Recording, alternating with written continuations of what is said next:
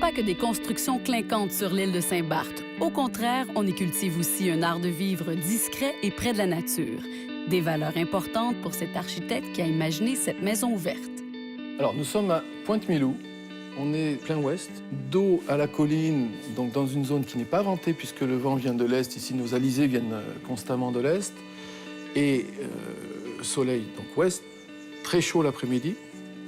La solution, c'est de s'orienter vers le bois, puisque le bois n'emmagasine pas la chaleur, et d'ouvrir complètement la maison pour faire rentrer le plus d'air possible. D'où cette conception de maison complètement ouverte, quoi.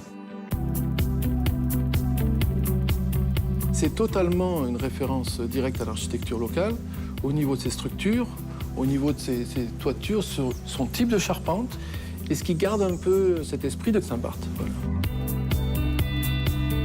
Ce sont des maisons que je dessine entièrement dans tous les moindres détails. Toutes les pièces de bois sont dessinées en 3D et fabriquées dans une entreprise à Bali, parce que j'adore ce bois qui vient de Java. La maison est montée dans un grand hangar, c'est assez impressionnant parce que waouh.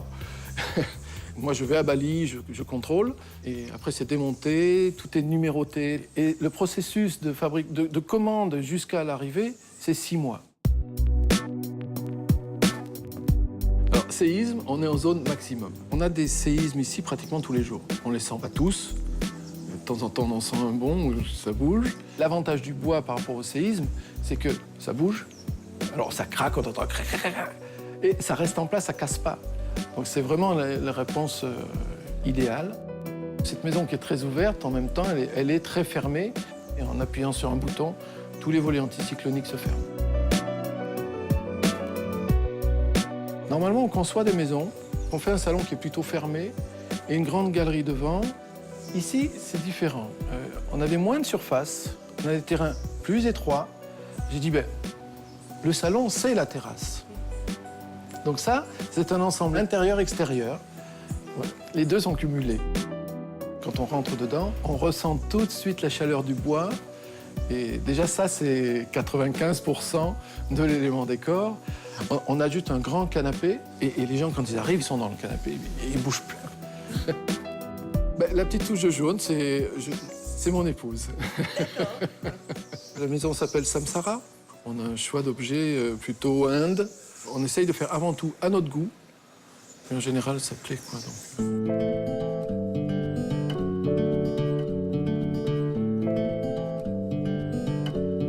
Mon épouse, en tant que cliente, m'a dit « Mais Philippe, avec la vue qu'on a extraordinaire là, tu vas pas me mettre des jalousies devant, tu vas pas cacher la vue. » Et j'ai dit « Si, je vais mettre des jalousies devant la vue. D'abord parce que c'est une réponse contre le soleil qui arrive l'après-midi et en fin de journée.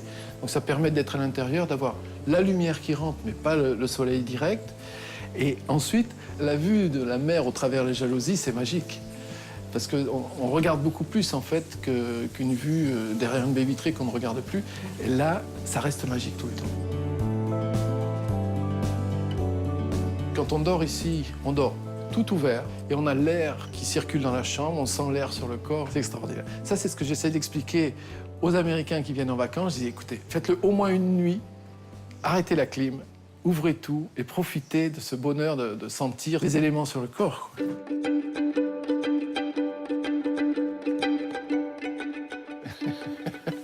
C'est toujours agréable de se mettre dans l'eau. C'est beau à voir, de rendre du travail, on se met un peu dans la piscine. C'est indispensable. On a des températures constantes ici, entre 26 et 30. Donc on peut se permettre de se doucher dehors. Les gens viennent là et se douchent dehors. Déjà, c'est très étonnant. Il y a toujours une hésitation au début. Puis il y a un peu des insectes, ça, mais quand on est sous la douche et dehors, qu'on voit la mer comme ça, voilà, ça fait partie du plaisir. Vous voyez la vue qu'on a ici, c'est quand même extraordinaire. Et tous les jours, on se dit que c'est un grand bonheur. Tous les jours. La bonne entente entre les gens, c'est-à-dire qu'on se connaît tous. Donc c'est une grande famille, ça fait partie de ce plaisir-là. Il n'y a vraiment rien qui manque. Non, c'est le parfait équilibre.